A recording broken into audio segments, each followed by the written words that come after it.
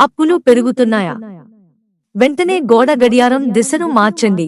Clock అనేది time తెలుసుకోవడానికి మాత్రమే కాదు, అది టైమును కంట్రోల్ చేయగలదు కూడా.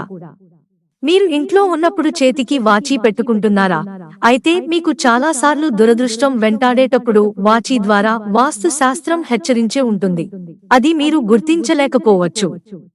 మరి టైం ద్వారా లక్ రావాలంటే ఏం చేయాలి? బ్యాడ్ లక్ పోవాలంటే ఏం చేయాలో తెలుసుకుందాం.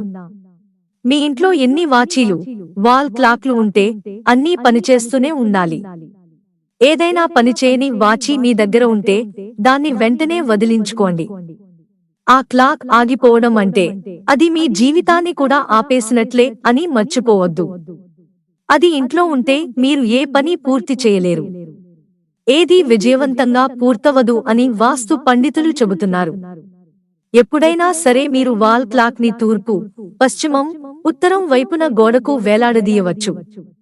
కానీ పొరపాటున కూడా దక్షిణం వైపు గోడకు వేలాడదీయవద్దు అని వాస్తుశాస్త్రం చెబుతోంది.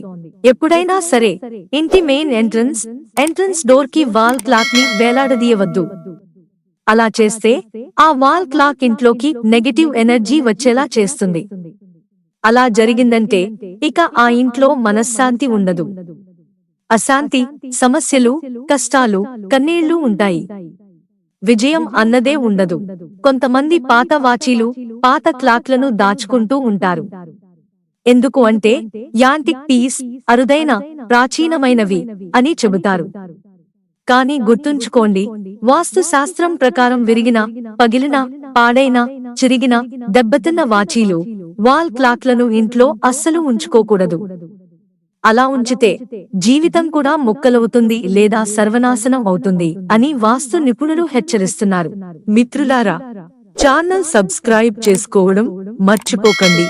ధన్యవాదాలు.